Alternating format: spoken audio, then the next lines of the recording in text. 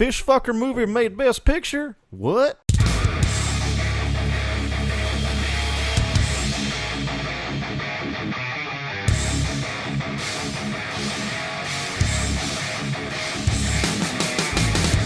Welcome to the SuperHouse Podcast, everybody. This is Andrew, as always, and this is episode 116.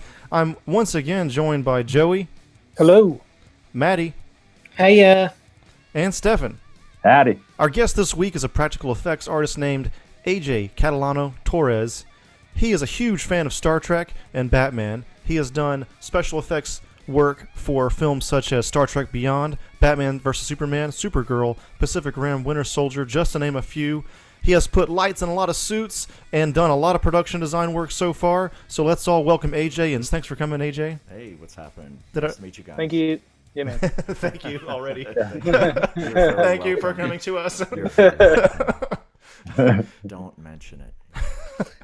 So, I pronounced your name correctly? That is right, yeah. Catalano. Okay. A lot of people have trouble, but that's right. I'm still getting used to the married name, Catalano-Torres. Right. Torres. So Right, hyphenated. But thank you for remembering it. Yeah, no problem. Yeah. Your IMDb is not hyphenated yet, right? No. I'm not sure if... I think I'm going to throw everybody off. I really need some help with my IMDb page because it's got this weird old picture and I don't know how to take it down. and I had gotten IMDb Pro for a while, and I don't know. I let that go because I'm like, I don't need it. But so I don't know. Anybody out there wants to give me a hand with that crap? Later, maybe we'll chat. Yeah, it just magically updates itself by somebody. Something, yeah. I don't know. The IMDb fairies. All right. So this is the part of the ongoing practical effects artist interview series. Thanks for coming on board. You didn't have to do this, but you came here, and that's awesome. No, glad to be around. Yeah, thank you. Welcome. So let's get started right away. I know I said your name earlier, but let's just do it again just for clarity. What is your name and where are you from? AJ Catalano-Torres. I'm from New Orleans originally, and as we were saying earlier, I got to L.A. October 1st of 2000. Yeah. With stars in my eyes, like everyone, and my dream was to do special effects, practical work, right, and prop work, and I'm a traditional Trek fan, and and I knew no one, and I had no job lined up. It was like I came with my clothes in a box, and I shipped my car and computer over, and I got a temporary place to stay. Some folks I was going to stay with, they pooped out on me, and friends made calls to friends and got me a place for a month. So I flew here, schlepped up some stairs in this guy's apartment that had an extra room, and put my bag down and opened the window, and what is directly across the street but Paramount Pictures. Oh shit. I was like, that's cool. holy shit. I made Right it, on. Mom. Oh my God.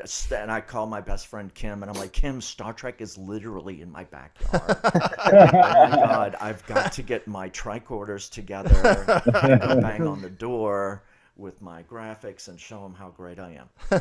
And I did do that, and and 10 years later, I finally got a job. Oh shit. In film. Yeah, I didn't know anyone. That went nowhere.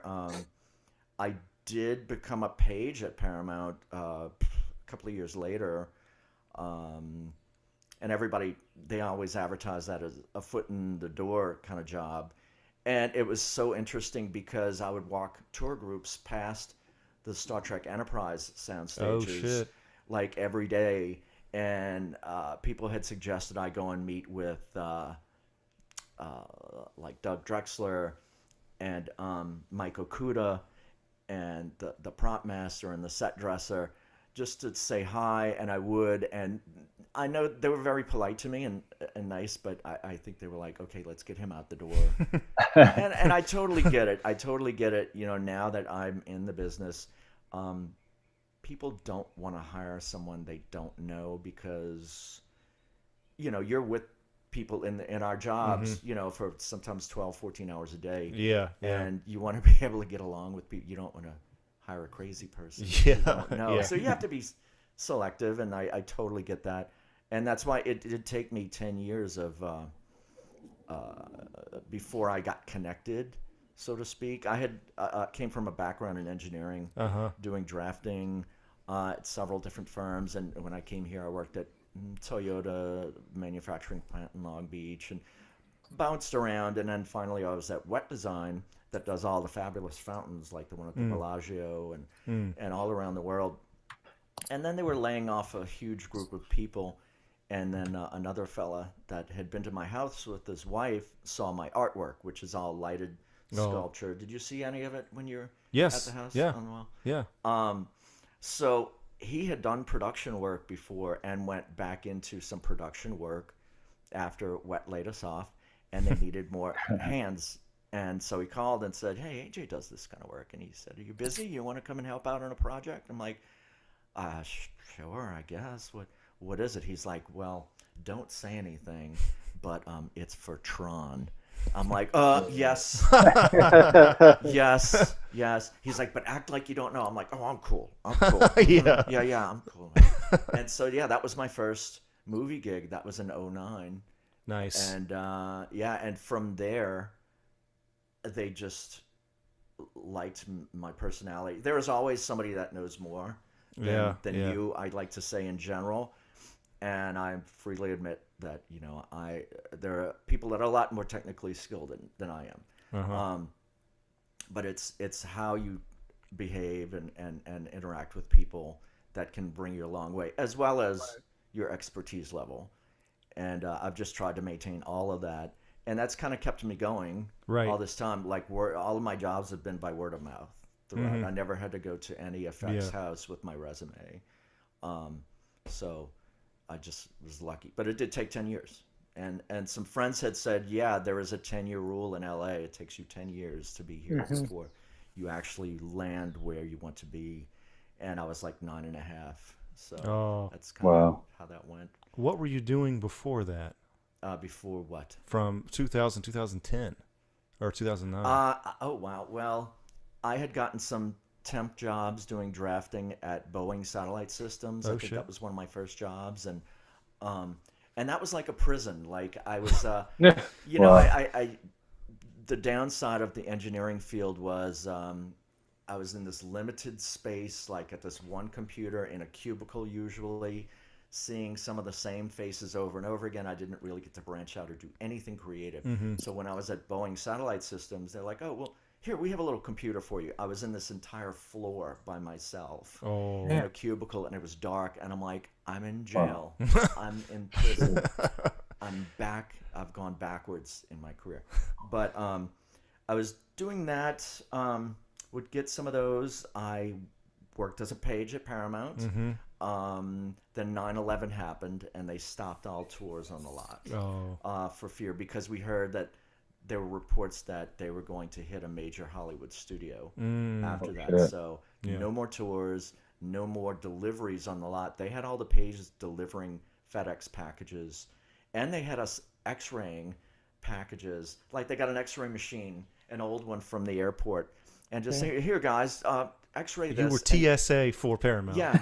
Wow. At like $8 an hour, they had us X-raying packages and delivering them on the lot in place of FedEx and UPS. Okay. It was just crazy, but I loved it. I loved it because I saw Brent Spiner dressed as Data coming out of a makeup trailer. Oh shit!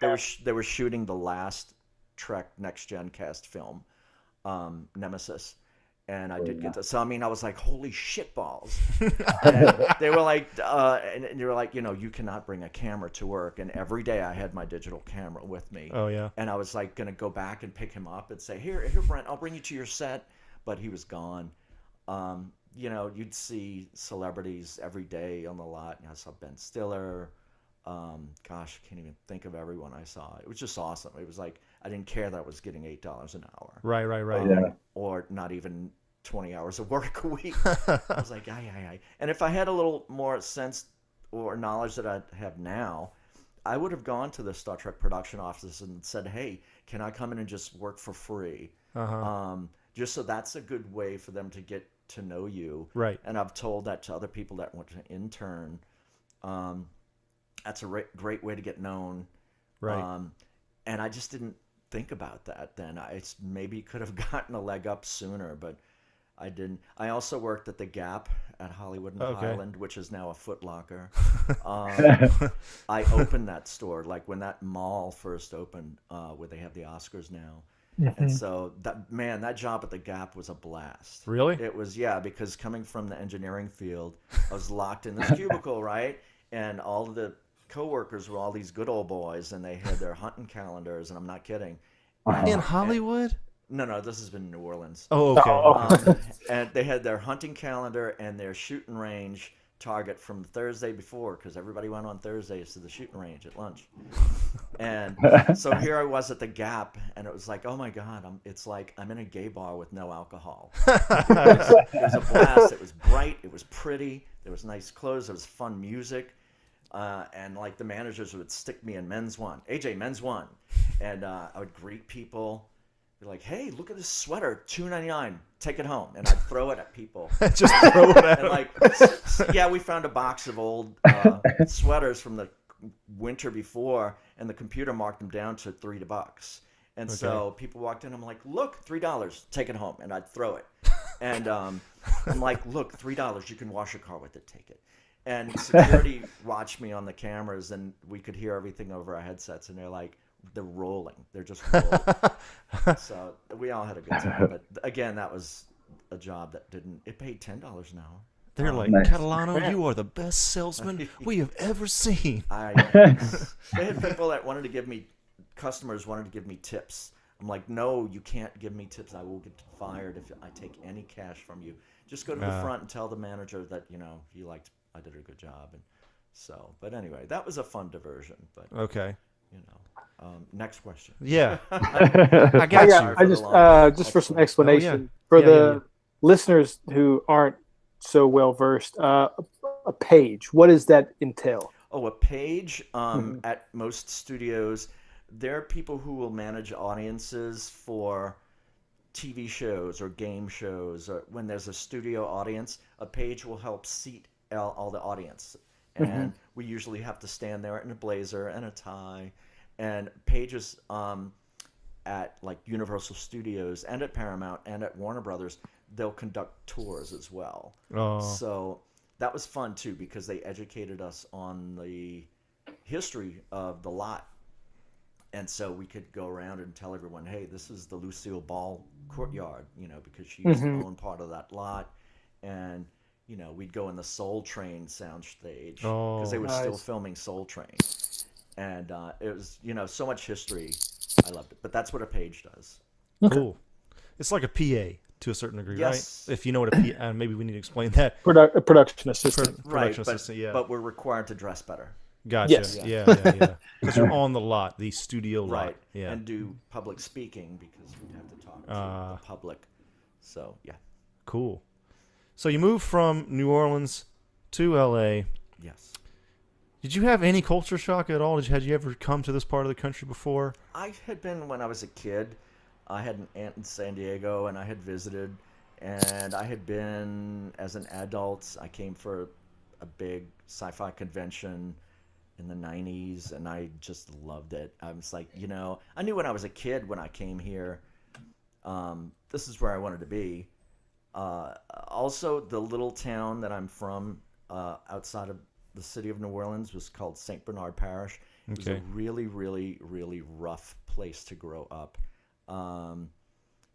Kids didn't understand me when I was making a jetpack with these plastic pipes and cardboard boxes. And, they were interested in carrying around their BB rifles and blowing the brains out of lizards. Or the man next door who was skinning a bullfrog in the back of his Chevy truck. And I'm watching this big giant frog leap with half of its skin on it. I'm like, Jesus, this is maybe not for me. Oh, And then, wow. and then the heat and the weather, it was just, I really introverted early in life away from, and the kids were just fucking monsters. They were like horrid, hillbilly, rotten monsters. Cajun, though, in this area? These weren't, I wouldn't call these, Cajun would be a compliment. Okay, I would not give these particular kids that credit. But no, they were just monsters. And so when I came to California, I was like, wow, everybody's nice. the weather's nice. This is the place to be. So yeah, I introverted and I became a child of television, and I just TV became my best friend, my educator, my big brother. You know, it was everything to me. You know, I would just go home and watch Star Trek and Batman and Bewitched and I Dream of Jeannie and the Munsters, and it was just all there for me. The Brady Bunch, I still watch the Brady Bunch. I watched it this morning. I'm like, nice.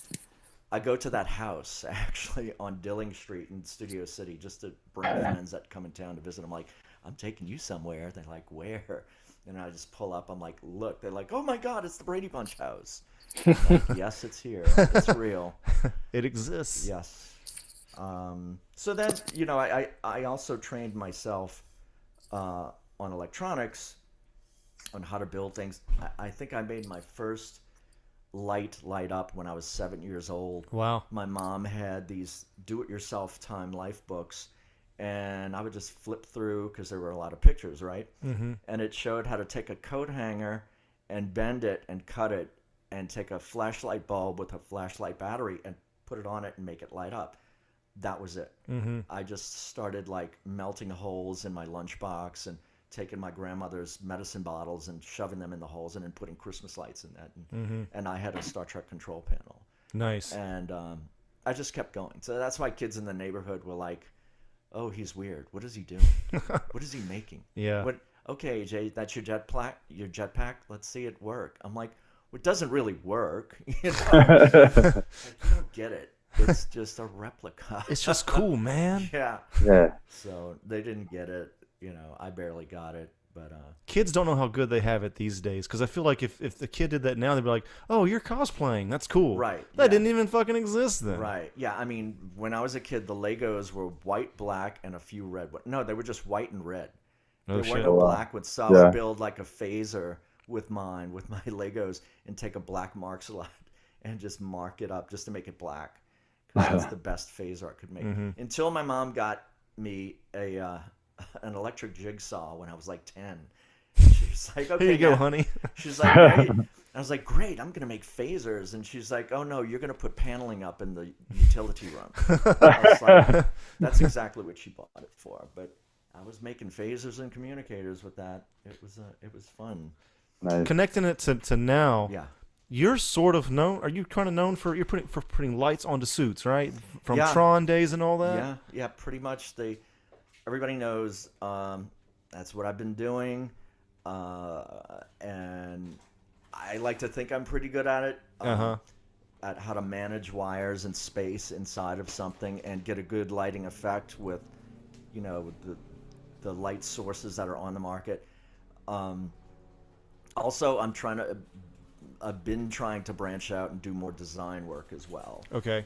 I think they would call me a wire jockey at this point. I've been told, or lighting designer. It's really hard to say what my title is. A fabrication department, model shop. But you're in fabrication, but you do all the electrical stuff. But you're not in animatronics per se. Yeah. I don't know animatronics that well. Yeah. I'm trying to learn more. I'm at a shop now. During the day now, I am doing soul-crushing, boring engineering work. Wow. Because work is just slow. A lot of shops have been slow for the past couple of years. And I picked up a nighttime gig. I think I can say it. Can I say it? Working on a superhero that has a lightning bolt on his chest. Just go Google it, kids. Right. And in fact, I saw a photo on Instagram. They have the worst set security of all time. Yeah, of the character, outside in a suit with the lightning bolt lit up. I was like, oh well, I guess I can post this now because someone else did. But so that's a cool gig, and they're gonna have this other pretty long-term animatronic gig there. Oh, so okay. I might even, if it's enough, I'd love to just bail out of the daytime job. Yeah. But the bad thing is, Friday, I had a little cough at the engineering job. They're like, AJ, are you sick? I'm like, I have a little bit. Go home. I'm like, no, I'm here. I'm going to finish these drawings. No, go home. And I was able to go home and claim sick time because I had it accrued. Mm-hmm. And so I could go home sick and get paid and not feel guilty. It was really an unusual feeling. Yeah. And it could be addictive. So I just want to be cautious and not fall under the spell of that security. It's a trade-off. Right. Like, am I going to have security, or am I going to do what I love to do? So, I have to make hard decisions. I've had security for a long time. Well, before I moved here. And so, but this is the only place I can do this work. So, yeah. That's why. Yeah. I mean, Atlanta's coming up and New York, but still, LA is still kind of the hub. Yeah. In fact, we've lost a lot of jobs to Canada specifically. Oh, yeah. Yeah. Like, I will say, like, The Tick, Supergirl, Daredevil, The Flash. Daredevil went there? That's all like in Montreal? Yeah, it immediately went there. Oh, I didn't know that. So they just film some exteriors in New York. Probably, yeah. Yeah, okay. And The Tick also, I think. But, Yeah. we built suits for those, or the cowls, or a lot of it, and then it winds up being just for the premiere episode, and then they take it up there and duplicate it or replicate it, and we never see it again. We did all of the villains at this shop I was formerly at for the first season of Supergirl. And then second season, they moved up to Canada, and we never saw any work with them again. Right. So Oh, damn. it was a little disappointing. Yes. What else about... As far as design work, actually, I designed a main character for this film called Freddy, the best friend ever made. And it's an independent film. It'll be straight out to, I guess, a streaming service. I don't know where yet. Freddy with an I. And the main character is this robot called Freddy. So I actually completely designed and built him with the exception of the animatronics. And Fiedler did that? Huh? Fiedler did that or no? No, Bob Mano, who's Okay. like a veteran, and he's worked on everything from the original Jurassic Park and before. So wonderful people. He's worked with us with Fiedler. Okay. At Fractured. And so Freddy is actually having the red carpet premiere Wednesday. So I'll be at that. So Nice. that's interesting. Another one of my... what I told everyone, and I'm sorry, guys, for yakking. No, yeah. That's why I'm here, right? The worst thing is for you to not talk at all. Okay. Good. Don't want to bore anyone. So one of my achievements, I told everyone when I moved here, I said, listen, if I can just mop the floors at Star Trek production, I can move back home and die a happy drunk. So New Orleans. Yeah. So I achieved my goal. Actually, I did not mop the floors. I actually, I had when the first Abrams film came out, Trek film. There was so much about it I loved.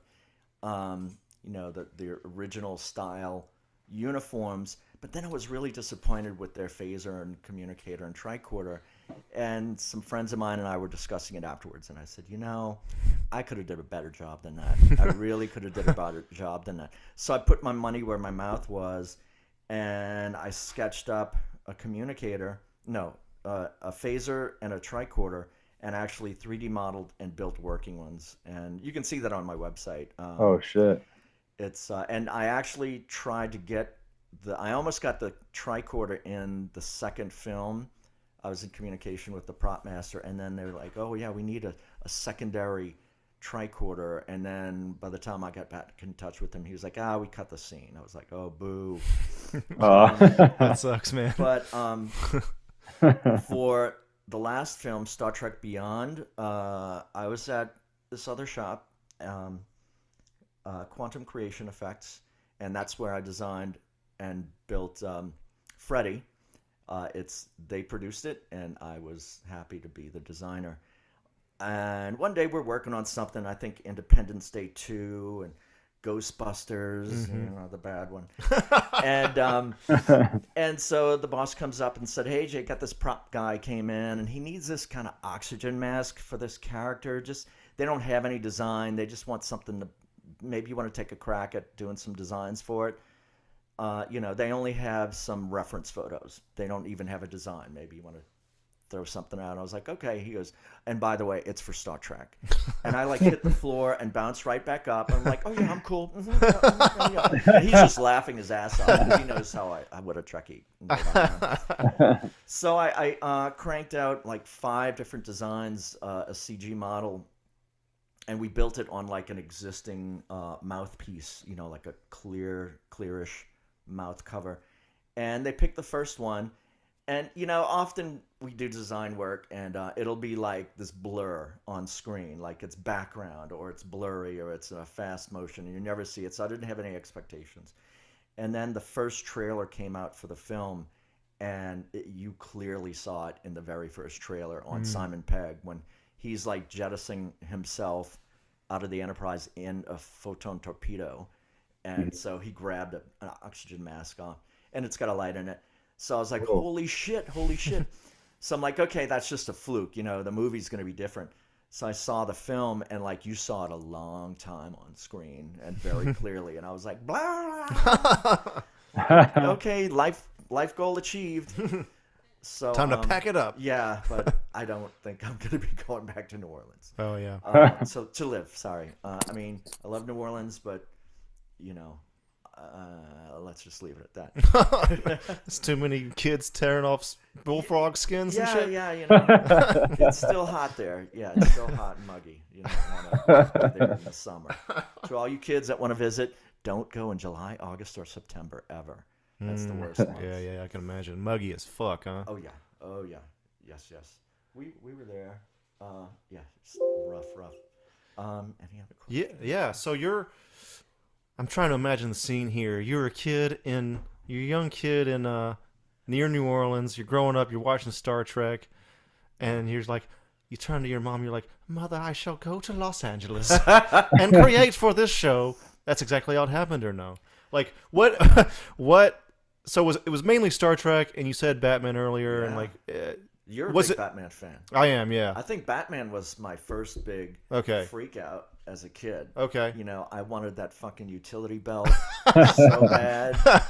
And that bat laser and that Batmobile. Oh my God, the Batmobile. Which one? I love the 66 one. Okay, 66 one, yeah. Oh my God.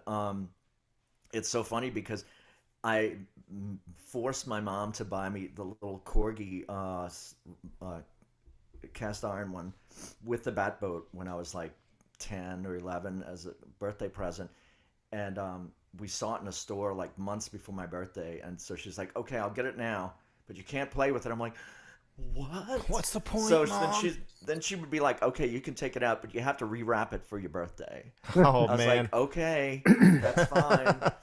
And I've since I've been to LA, I've become friends with Brett Barris, which is George Barris, the creator of the Batmobile. Right. Yeah. Just by chance, we met through other friends, and they had a book release at the Old Tower Records on Sunset Boulevard in West Hollywood, like 10, 12 years ago, and it was a book about 1966. And I heard that Julie Newmar was going to be there, so I'm like, fuck yeah, I want to go. So we get there, and we're walking up, and there's the Batmobile out in front. I'm like, whoa, shit. Yeah. And I walk up, and there's like nobody around. There's no rope. There's nothing. So I'm just like being very respectful and sticking my head right in it, taking photos of all the controls and everything. Yeah. And then out walks Brett Barris from inside. He's like, hey, AJ, what are you doing? I said, hey, I didn't know you'd be here. He's like, yeah, we bring this out for these promotional things. We brought it out for the book. I'm like, oh my God, I can't believe it. He's like, AJ, do you want to sit in it? I'm like, yes. He's like, just go sit in it. So my old roommate was with me, so he took a lot of photos of me sitting in that thing. Oh my God. Like another life goal achieved, Achievement unlocked. Yeah. So that was pretty awesome too. And I used to get my oil changed at Jiffy Lube right across the street from the Barris Car Studios. Mm-hmm. So every time I was waiting, I'd just go walk over and plaster my face on the glass. They had like the Monster Coach and the Monkey Mobile and the Batmobile and parts of the Batmobile that they hadn't used. I was like, oh. So that was kind of nice. But yeah, Batman was kind of first. And then Star Trek I just kind of discovered late night on TV, and I was like, what is this shit? Original series? Yeah, original. Original, okay. I was like, I was a late bird even as a kid, and I'm just flipping channels. My mom gave me a TV for my room just because she knew that would just help me sleep, and I'm flipping. I'm like, what is this? Like, this shit was like so serious and realistic, and it wasn't, a big clown show. And so I was just like hooked. It was like freaky. What was it about Star Trek that drew you to it, though, in particular? It was because it was like these serious and then sometimes scary storylines. And I would sit there and watch it late night with my mom.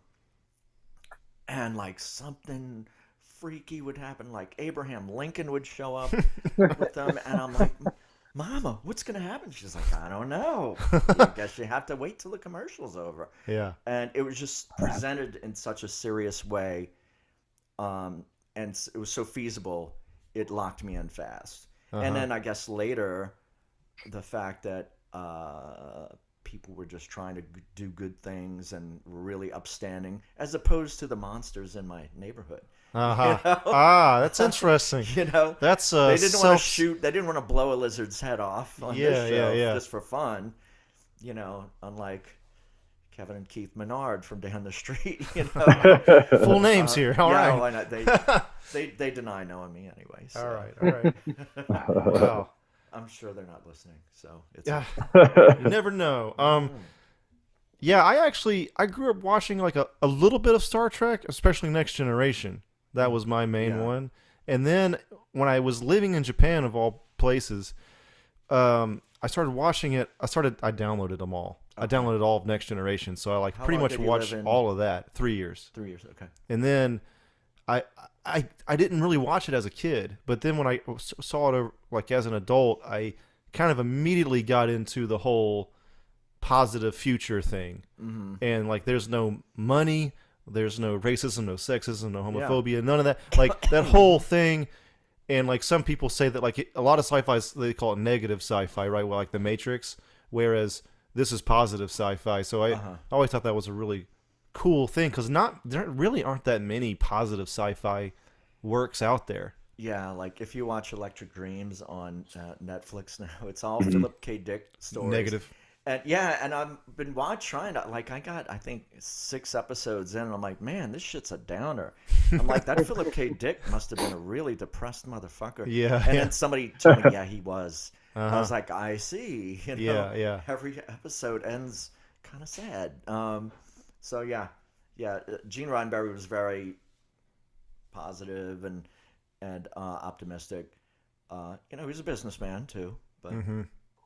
cool. I like the job he did and the team that he put together and how they kept that together and kept it going really well. Here's the weird thing about the original Star Trek. And I think somebody pointed out to me recently why I've been feeling this way for several years. Okay, I've seen every episode a gazillion times, right? Yeah. Right. I've been saying for the past, 10 years, I'm like, I'll watch an episode. I'm like, oh my God, I just noticed something I never noticed before. How's this happening? And it's continual. And I'm like, how's this happening? And every one, I'm like, look at that. Look at those people in the background. Look at that diverse crowd in that room. I never noticed that before. Look at that little detail. Look at this. It's astounding. And then somebody pointed out, I think, the obvious to me recently. It's probably because the quality of the TVs have gotten better. Yeah, true. And then they've transferred these to Blu-ray, and now you're seeing so much detail now because they're able to show it on a more detailed. I said, that's probably Cesar Romero's mustache. No one was going to see that on those TVs back then. Yeah, or Frank Gorshin's purple corset. Yeah. Nobody was going to see it. On the outside of his tights. That's great. The show was shot in color, but it was a time when I know we're talking about Batman now, but it was a time when most TVs were still black and white in most people's homes. Still, color TV was a luxury item for a few years. Right. But on those shows that went to color, they threw every color in the box on that screen because color was so new you had to. Yeah, you watched the old Star Trek and Batman, and it's so vivid, colorful. Yeah. It's like, woohoo. It's fun. They do go nuts with it. So you the Batman utility belt, the Batmobile, the phasers, and all that from Star Trek, tricorder and everything. So you pretty much knew you wanted to get into props and like production design from that, or was it like, yeah, I want to go in film and I'll figure it out from there? I think I just had been building shit like that since I was a little kid. I just was like, I'd see some little stupid control in the Jetsons, and I'm like, hey, I can make that with this cardboard box that had, I don't know, dirt in it or something, or a medicine bottle of my grandmother's. Like, I don't know. I figured out how to put I think Lego helped me a lot too, and had an erector set and Tinker Toys. I don't know. Lincoln Logs? No, I never had those. Okay. Those were boring. Yeah, they're kind of boring. But yeah, I just, with all that stuff, I just started building things. Oh, and I remember I was pretty young, and my sister was 10 years older than me, and so my mom would make her take me shopping with her. She's a teenager in high school. She's going to the big mall. She's like, take your little brother. She's like, you know, and so I'd just be dragged along, and she'd go in the girls' department, and I'm like, oh. And like DH Homes, you know, and there's no toy section, so I can't escape there. So I remember going by the books, and I saw the Starfleet Technical Manual, and it blew my fucking mind. You're like, this exists? I was like, what shit is this? I'm flipping through, and there's technical drawings of the phaser and the communicator and the tricorder, and their cutaway diagrams showing all the guts. And I'm like, this shit's real. And it's actual size, and it wasn't the dinky little size of the toys that they put out. It was the actual correct size I could see on screen. That was another thing that pissed me off. Every toy on the market was like too big or too small. You know, I would bitch and bitch and bitch. Like, there's so much plastic here. Why couldn't they have just gotten it the right size, you know? There's not enough plastic here with this big monster phaser bullshit. So anyway, this book was like incredible, and it had like floor plan layouts of every deck of the ship and different everything, and it was in it. I begged my sister to buy it. She was like, "That's $12. I'm not buying that." You know? And another day we went, and I think it was marked down. I'm like, please. I like latched on. She's like, fine, and she bought it. Wow. I still have that. That's awesome. Yeah, it's a really great, and I want to credit that with my ideas of going into drafting. You know, the technical drawing aspect of the book. Yeah, is so great. You know, it really brings it to life. It's not just somebody slapping together, you know, medicine bottles and shit. Like, I watch Lost in Space now. And no offense to any fans of Lost in Space, but, you know, that was not a serious sci-fi show at all. It might have started out that way, but it quickly digressed into this clown show with walking celery and stuff. And, I was watching a documentary about Jonathan Harris recently on YouTube, who was Dr. Smith. And apparently there was an episode where he was turning into a giant celery. Really? I was like, whew, man, that's rough. So, yeah, this wasn't like that. It's so weird because Lost in Space was not on in syndication in New Orleans my entire life, so I was not familiar with it. I heard of it, but I had never seen any episodes until later when I was an adult, and it had been broadcast on Sci-Fi Channel. And I watched it. I was like, ooh, wee. That's hard to watch, you know. Yeah, but that was pretty big in the time. Though. Yeah, I don't want to knock anybody's love for the show, because I know, you know, adults and seniors that are like big, heartfelt fans of that show. And so, you know, I totally get it. It's great. Yeah. My dad watched that, and he just told me because I sent him the Netflix thing, the trailer for that. Be a new series on Netflix. Yes. Lost in Space. Yeah, I'm excited. It looks interesting. It looks cool. I'm gonna watch it. Yeah, I'm gonna watch it. He was saying that his mom used to restrict him from seeing it a little bit because it was scary stuff back then for kids. Maybe, yeah. My mom would be a little strict about certain things. She's like, "Don't watch that. That's weird. That's weird. That's too weird." And yet she'd go off to bingo and leave me at home. And I remember on the PBS station on a Saturday night, they showed Night of the Living Dead. Oh shit! And I was like, oh my god! I saw the little girl with the spade hacking into her mom's throat, and I'm like, I shouldn't be watching this. But I am. I was like 7 or something. I'm like, it was like horrific. Like it should not have been on. I mean, it was after 10, but oof, I shouldn't have watched that. That and 2001 were on, and that was just a little too far out for me. That's what my mom, she watched that with me. She said, this is too weird. It's too weird. But that's one of my favorite movies of all time is 2001 Space Odyssey. Yeah. I love that. Still holds up today. I love the model work in it and just the concepts. And I really think Arthur C. Clarke was communicated by aliens because I've read a lot of his books. Yeah. I'm like, how did he know that this is what would happen when you went into an airlock in space? This dude, somebody's given him information because they didn't even have, no one had been on a spacewalk or in an airlock yet, but he was detailed per step. I'm like, yeah, man, he's been clued in by somebody. I don't know who, but yeah. I wouldn't doubt it. Yeah. Why'd you like 2001 so much? I think number one, the visuals. It's such a clean look, and kind of the same reason why I love Space 1999. Mm-hmm. It's a lot of the same model makers and some of the same set designers that worked on both films. It's just this clean, basic look, which gives it a little more realism.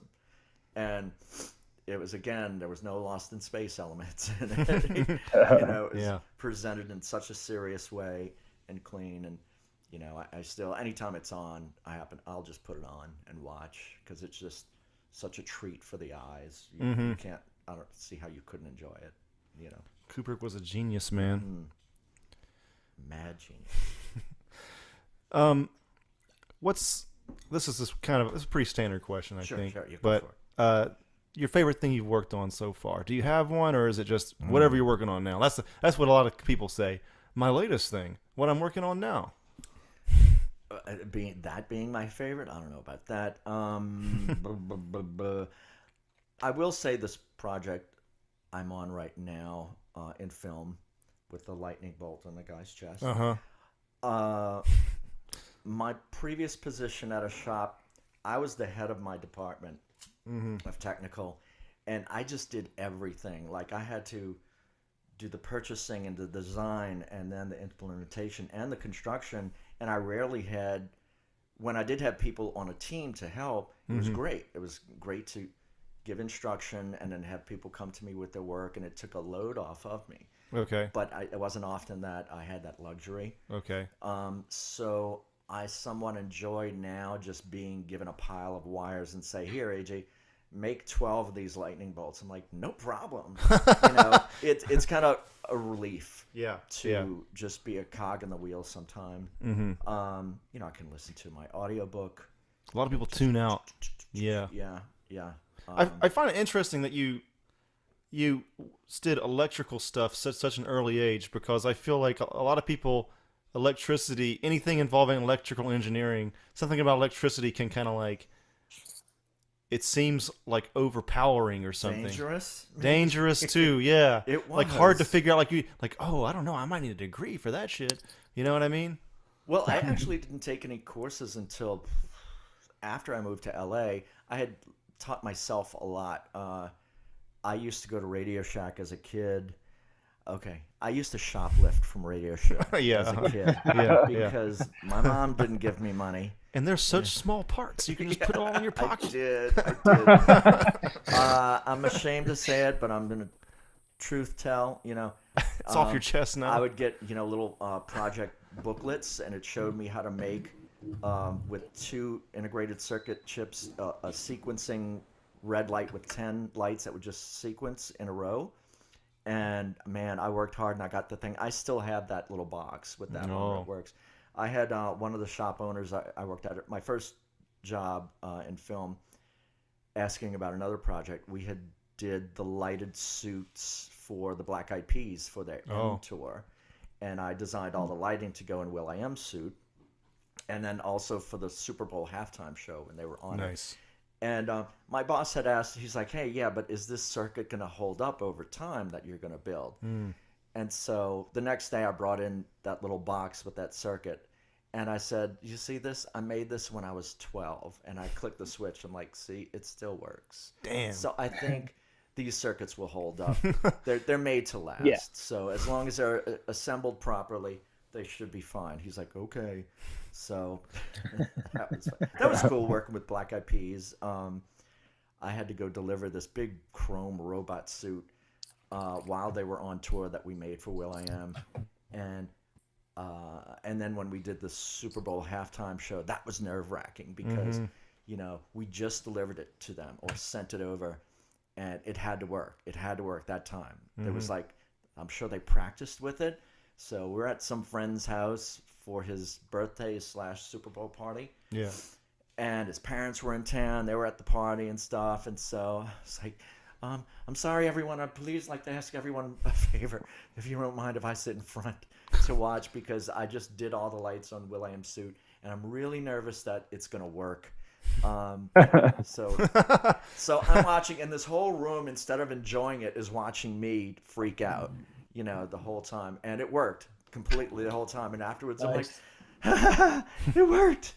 It worked. It didn't break. And then I was able to drink and enjoy myself. But yeah, that was cool stuff. That's and cool. then afterwards, with my old roommate, we'd have some late nights drinking around the house, and I'd ask my old roommate Robert, I'm like, Robert, can I put on the Black Eyed Peas halftime show? He's like, oh God, AJ, are you gonna cry again? I'm like yes. And I wouldn't drink. I'd sit there and cry. I did that. I did that. So yeah, it's kind of moving when you see your work up on screen. Right. And when you see your name on the screen too. It does feel good. Yeah, it's a little off-putting when they misspelled your name. Right. But it happens to a lot of us. We get our names misspelled if we have weird names. So, Yeah. Actually, before I give it over to the other dudes, and you guys can come in whenever you want, of course, but actually, we got to talk a little bit more about Star Trek. Okay. Yeah. I want to know. Sure. So your favorite series is the original series? Well, I say that, and I think my next one is Voyager. I love Really? Voyager. More than I would Next say Generation? more than Next Generation. I feel like usually it's usually those two that are the top. I know a lot of people like your generation love Next Gen. I think it's kind of weird because Next Gen had to find their footing, had to find their voice when they started, and so when Voyager came out, that universe already had its whole groove going, and they had it right on track. So it's like you come into this world with Voyager, and everything is rock solid, like from the sets to the characters to the storylines. There's always a bad episode here and there, but I don't know, something about it. Maybe it's just Kate Mulgrew that I just love so much that I really want to kick back and have a beer and a smoke with. Okay. I think she's awesome. That's why I started watching Orange is the New Black, because I found out she was on it. I was like, shit. oh, no way. So I don't watch it now because this past season was horrible. Okay. We got episode 2 and I'm like, I can't watch this. What happened? Yeah, I think I stopped after the first one. Yeah. Showrunner change probably. It was just Maybe. They gave up. They gave up. I don't know, man. It was like a joke. They lost and spaced it. Sorry. Yeah. You really don't like Lost in Space. Holy shit. Well, it's got its place. The old Lost in Space. Right. Yeah. So you were asking Favorite Trek? Now I want to know favorite Trek character of all time. Do you have one? Probably Spock. Spock. Always Why? was. He was just a strong, trustworthy person that could protect you. And I didn't have a dad, or I lost my brother when I was 3. Okay. And I didn't have any male figures around me that were protective. So to me, Spock was my dad. He was my brother. It was, it was weird. And I know this is going to sound weird. When there would be episodes when he would show emotion, like there was one in particular where these plants shot him, and then he was able to make out and be in love with this girl that he already knew. And when I would see those episodes, I would have dreams about Spock, and like he would just hug me. Oh wow. Okay. And it was like the best feeling. I was like, oh, So sorry to weird anybody out. No. That's just true.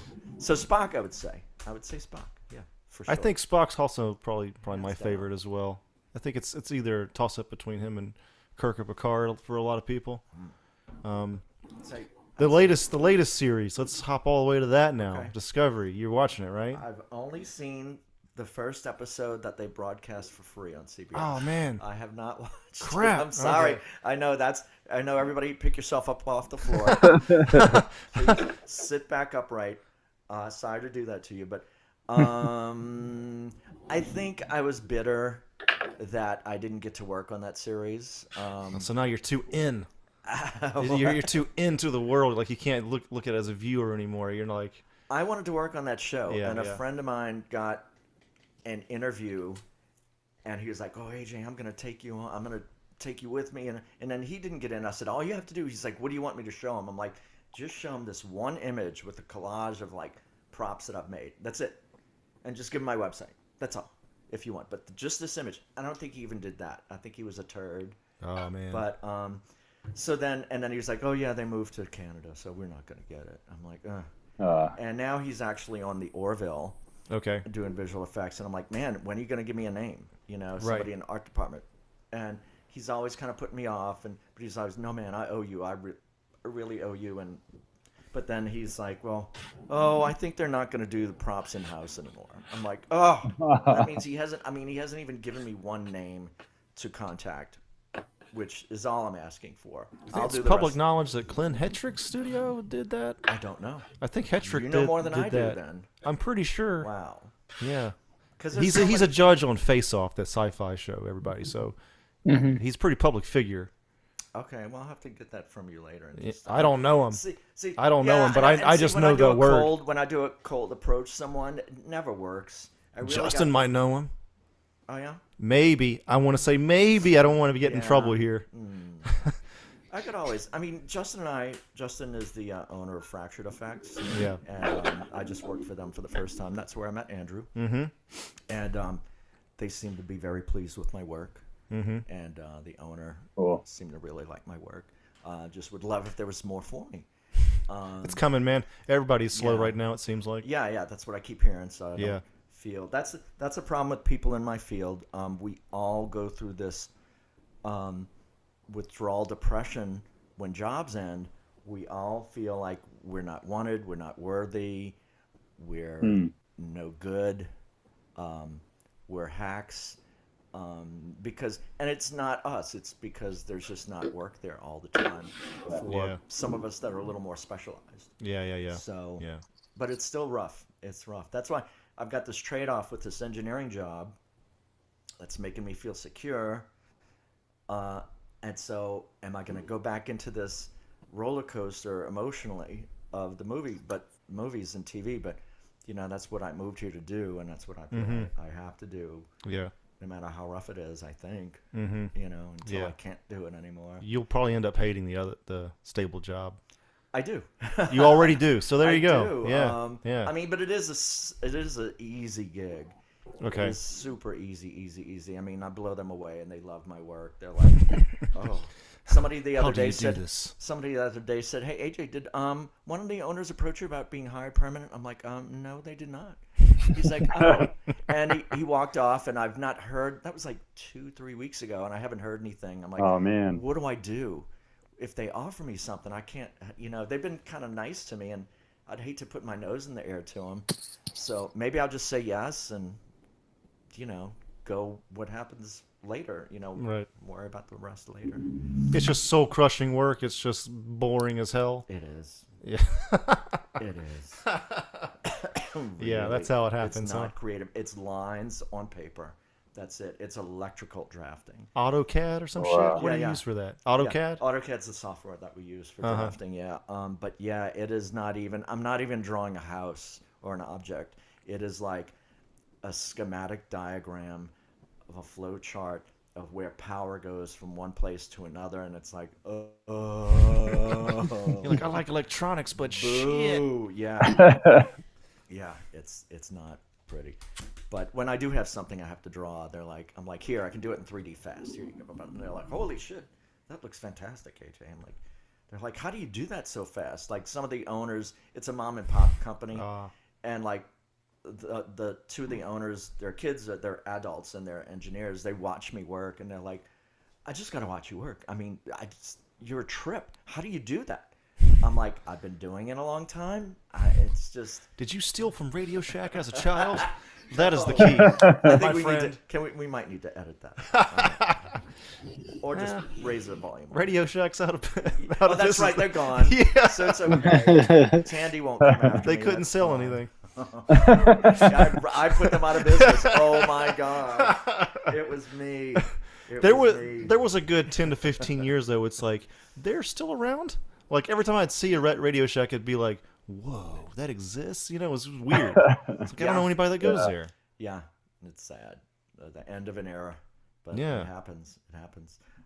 Next question. Yeah, I think we're gonna enter the Chris Farley segment of the show. And anybody want to be up for this first? Yeah, I'll start. All right, cool. So let me explain this real quick. Okay, yeah. Do you remember the Chris Farley show on SNL where he's like A man in a van down by the river? not that one, like one of the Beatles would be on, and then he would, like Paul McCartney, yes. he'd be like, He so nerds what was the Beatles like? You know? That's cool. Yeah. So Totally know it. So this is the Chris Farley segment of the show. So take it away, Joey. Yeah, I was just checking out your IMDb page. What would you say is your favorite thing you've worked on? Sort of favorite, piece. Let me think. Oh, like single piece, like single prop. Yeah, like a prop for a film, or just kind of your favorite moment. Well, I do think it's the oxygen mask from Star Trek Beyond, because that was quick. I was able to do it fast. I completely designed it and built it myself. Like nobody else even painted it. Oh shit! So Nice. it was kind of all me. We just 3D printed the part. I just submitted it. There wasn't really any input from the director. Nice. Like, that's Oh, good. that's Just cool. go. That's They're cool. like, that's good. Go with it. I was like, nice. So it was short and sweet, and it was all me. So I like that one a lot. Tron, I don't know. I really enjoyed it because the design was so beautiful, and I was really pissed off that it didn't even get nominated for art direction. I think that was a crime, because it's such an elegant, gorgeous film. Design work, it deserved something. Yeah. And I guess because it's Disney, the Academy just felt like they didn't deserve it. Or I don't know what their beef was with them. Working on it, though, actually was rough. I worked at a shop that only did the helmets, and another shop did the suits. So we all did LED lighting on the helmets, and the suits were EL, and they didn't match up on set. Oof. Oh, damn. But that wasn't my problem. Nope. What I did was good. Other questions? What would you say worst experience in sort of prop industry? Ghostbusters. Okay. Ghostbusters. Oh really? Yeah. Wow. We built most of their equipment and guns and shit, and we were part bashing. Like, we did not make their proton packs. This other prop house made those, and even they had a hard time. We were in touch with them because we had to coordinate with certain things with them, and they said they built like 7 sets of those, and they were constantly changing them because of the size or something. So I felt bad for them. But, the things we were making, these ghost grenades, were like, okay. And then we heard that they were going to have this ghost wood chipper. And I'm like, and they sent us an illustration. I'm like, yeah, this is a joke, right? Like, we're not really doing that. Then later they're like, oh yeah, we're doing it. Wow. I was like, oh, gross. Like, that was 3D modeled though. I just did a lot of the lighting on it, and we did get a guy to animatronic the teeth on it, which was cool. If you ever can go online and see images of that model, you'll notice that our guy who 3D modeled it put like an Atari game station on it. Oh shit! Like, and even a Nintendo cartridge on the bottom side. Okay. Oh, As part of cool. the model build. Not a real one, but just like a model of it, but reduced. And so it's Oh, fun. cool. That was fun, but just they were ridiculous, and it's so everything was so last minute and change, and didn't care for that. Yikes! Yeah. Next question. Anybody else? Fine, bye. See, great interview, everybody. Okay. Well, okay. I'll continue. I got one for Winter Soldier. How was? Talk about that. What was that like? Like Chris Farley. That was. Oh, that's a good story. I'm glad you asked about that one. I made his chest star for that, and the stripes on his chest that went around on his shoulder, and the flag on his shoulder. Mm-hmm.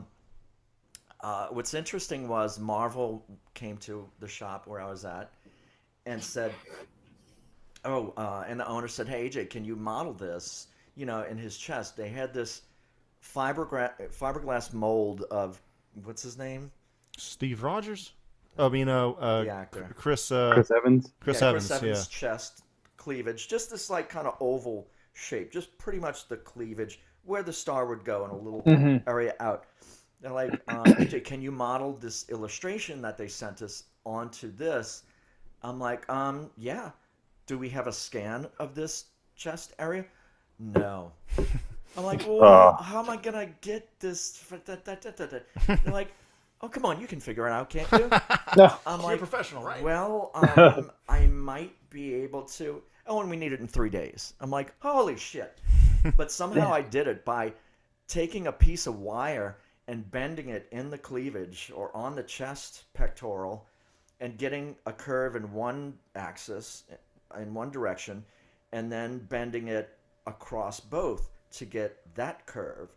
And then I took a photo of that wire laid flat on the table and then brought it into my 3D modeling software, made a vector of those curves, and then put them crossed on each other, and then I made a ball that I contorted to fit into that. So I was able to, without a scan, make that shape. And then I built the star around it. We sent it off to be printed, and I prayed. And then when we got it, when I picked it up, I went to the shop. It laid almost perfectly in that fiberglass chest thing. I was like, damn. I'm like, now please don't ask me to do that again. Yeah. And then they asked me to do it again with the stripes on his chest and his shoulder. I'm like, no, I'm sorry, that's not going to happen. I said, I lucked out with that, but I can't do that on his whole torso. Right. You don't even have his torso scanned or anything. And I'm like, listen, I don't want to say I can do that because I don't think I'll be able to pull it off. So what I suggested was, what we should do is take paper. They did have a torso of him. I said, take paper and make a pattern of where it's going to go. Then we'll pull that off and lay it flat. I'll model it flat, and then we'll print it and then cast it in a very flexible urethane, a rubber, and then glue that to the suit. And that's what we did, and that's what worked. So we pulled it off. I was really happy. And then the flag, because all of his colors on that suit are monochrome gray, right? And so his flag is like it's shades of gray. It's not red, white, and blue. So the stars are white on a darker gray and then a lighter gray and for the stripes. But we're like, where can we get that done? We're never going to be able to paint that that small, the stars. And they're like, we're never going to be able to do that. We're never going to be able to do that. And I said, why don't we find one of those companies that makes those little rubber keychain things? They're in multicolors. And they're like, yeah. So I found this company in San Diego that makes those, like a little shitty keychain. It's made of rubber and it's different colors. So they made it for us. Oh, shit. And they were perfect. Wow. So, and I never got one. Damn it. That sucks, man. I should have picked one. You got to contact them again. I forgot. But anyway. Yeah. Stefan, you had one? Yeah, you said Batman was like a huge thing for you as a kid. What was it like working on the cowl for Batman vs Superman? I told him. I gave him the details on that one. Yeah, of course you would. That was a trip. That was at Ironhead Studios, who made the entire suit, the mecha suit, his regular suit, and Wonder Woman's outfit as well. Awesome. And I was popping in and out of there at nighttime because I was at another shop helping on another project. and they had the illustrations in for Batman versus Superman. And I saw that illustration of Batman in the mecha helmet, and I asked the owner, I said, hey, are you going to need me to put lights in those eyes? He was like, I don't know how he would see. I said, yeah. And that was that. And then like a month or so later, he called me up and they said, yeah, we need you to put lights in those eyes. And I'm like, okay. And they said, okay, well, we're going to have you use EL wire. And if you know what EL is, it's electroluminescent.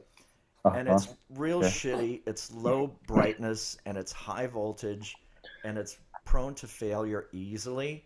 I hate using it. That's what all the lights in the suits were on Tron. But like that wire, like it's real. You can buy it at AutoZone, and you could put it around your dash if you want to be. Okay, yeah. So they bought like the brightest you could buy, and I put it around the edge of the eyes and like their test helmet. I'm like, guys, this is not gonna work. This is not bright enough. They want that in that illustration, and this is not gonna give them that. Yeah, just go ahead and mock it up, AJ. I'm like, okay.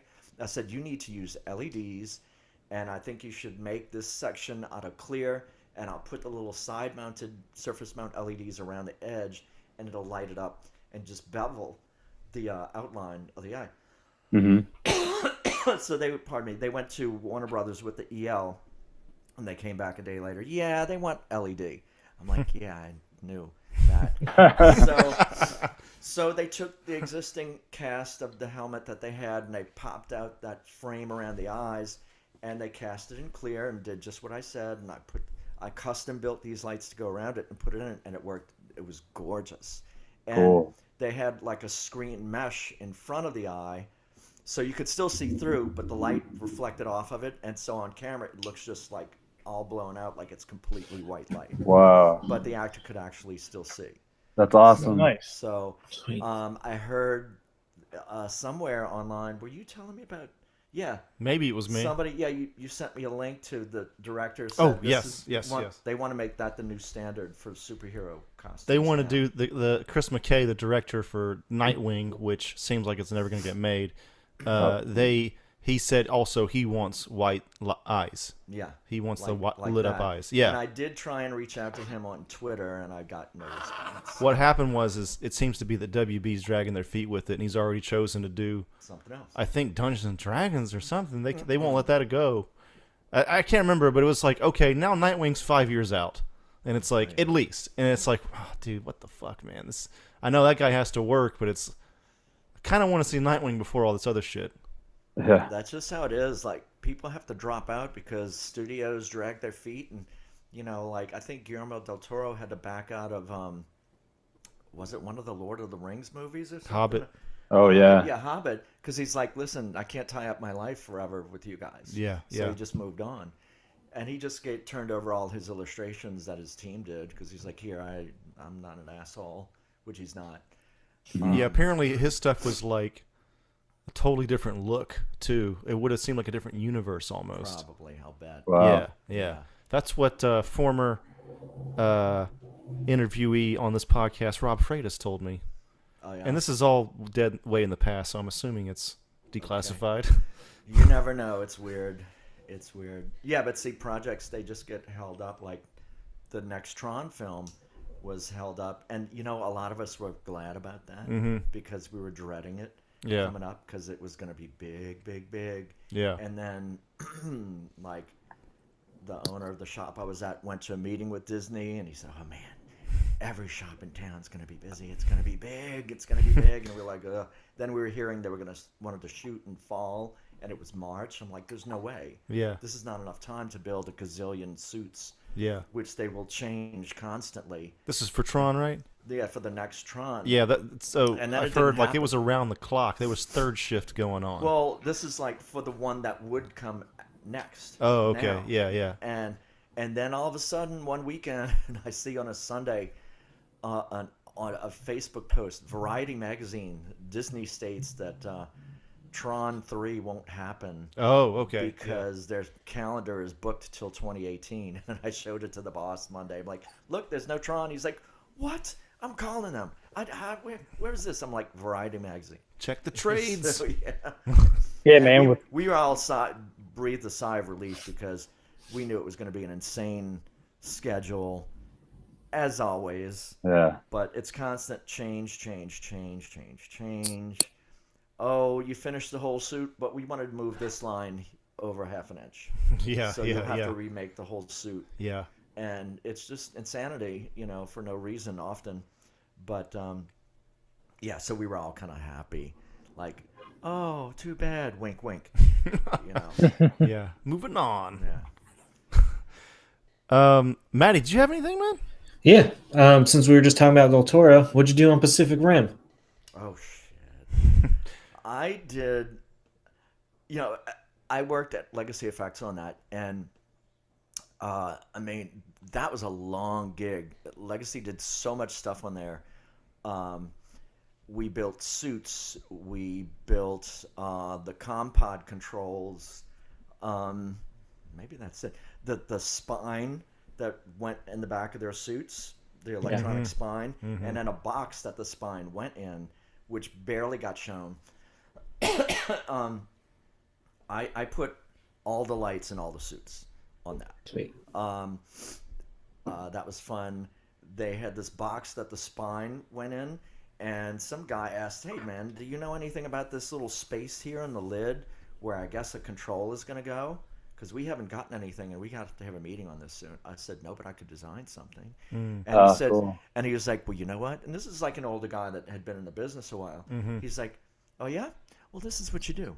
Go ahead and design something in your own time, and then bring it into the meeting. Do some printouts and do a mock-up, and just bring it in. And by the time we have the meeting, since nobody else is thinking about it, you'll already have a design finished. And then they'll just probably go with it because they don't have time to do anything else." Yeah, right. So it's like, I'm like, "I got you, man," and I did that, and it perfectly worked. That's awesome, man. So we did this design, and I actually did an animation for a screen, like when you would punch in the buttons. So I did this lighted keypad that they CNC'd out of a metal plate, and a little screen which we used an iPhone, but just a little window of the iPhone that did this like code accepted, and then the whole top would, like, these bolts would like corkscrew up, and then the top would roll back, and it showed this lighted gel that the thing sat in.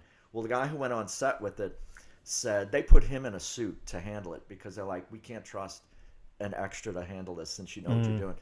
And I said, "So what happened with the box?" He's like, "Yeah, I was explaining it to Guillermo, and he said, you know what, we'll just shoot it open because otherwise it turns into a short film about a box." I was like, damn it.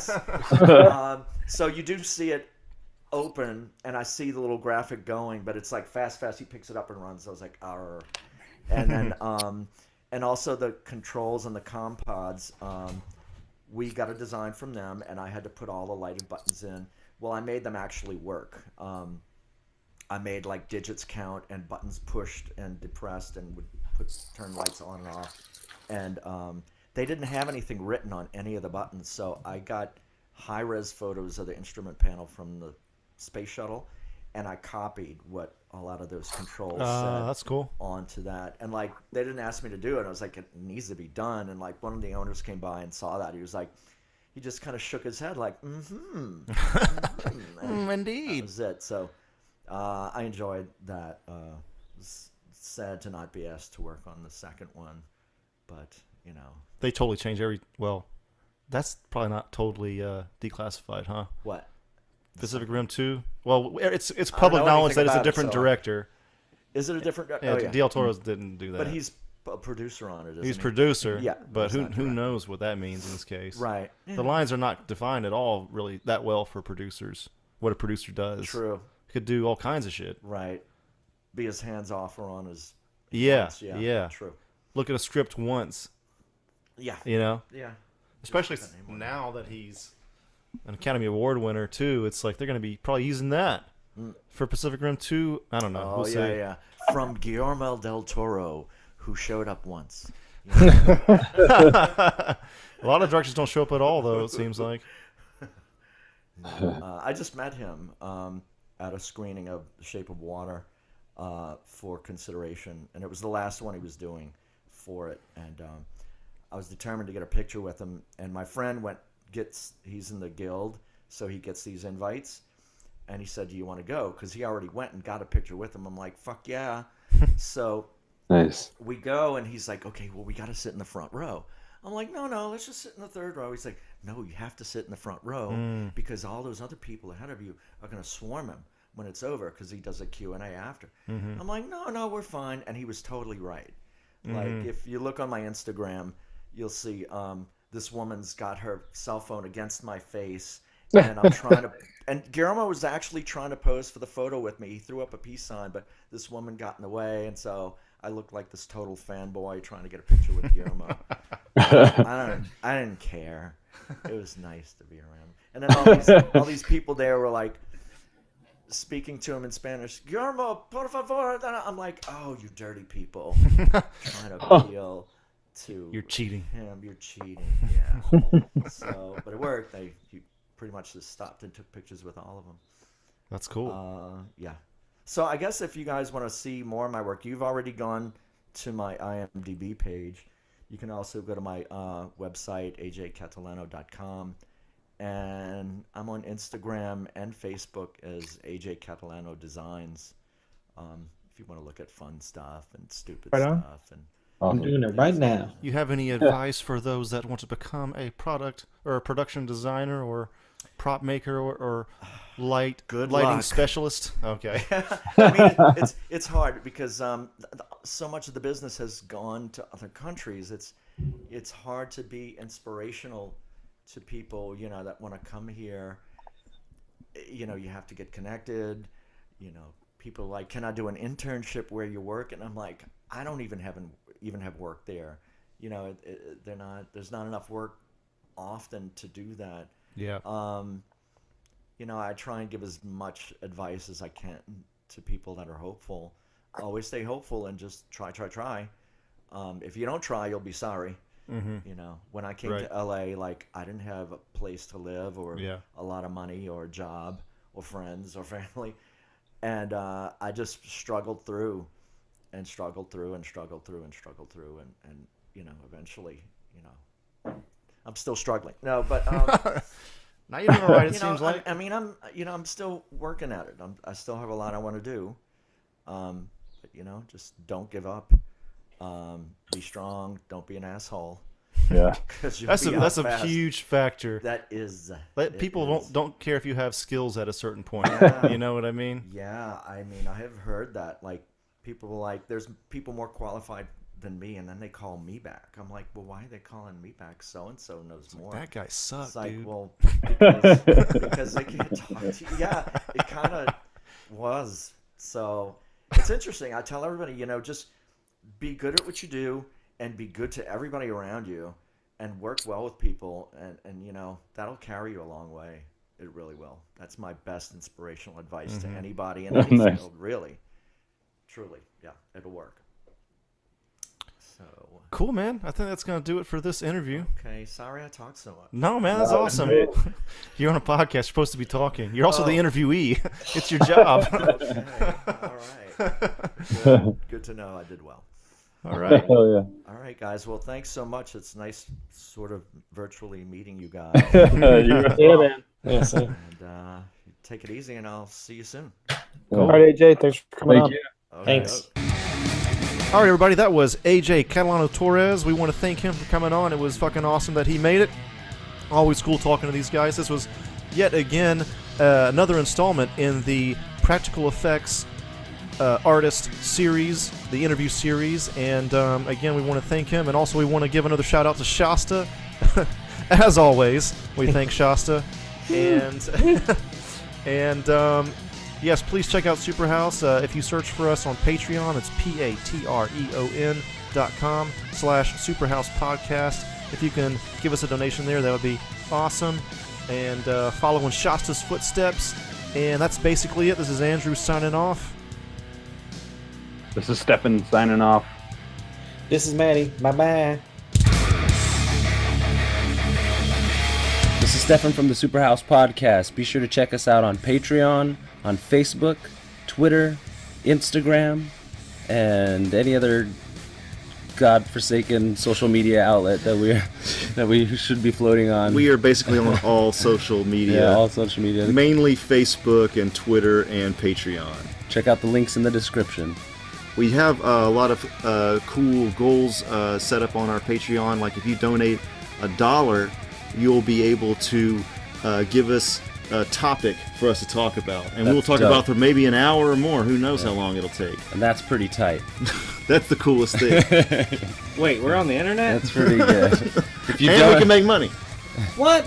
If you donate $1,000, you get full frontal nudes. We haven't set that up, but it's a possibility. You give us $1,000, who knows what'll happen. Check us out. I'll do that. I'll do that. You get to go on a date with one of us for $10,000. But you pay for everything. You get to have your way with Maddie for $20,000. For $1 million, I'll give you Joey for a weekend. For $30,000, we'll help you hide a body. Check out our Patreon. SuperHouse Gigolo Project. 2018. Links in the description.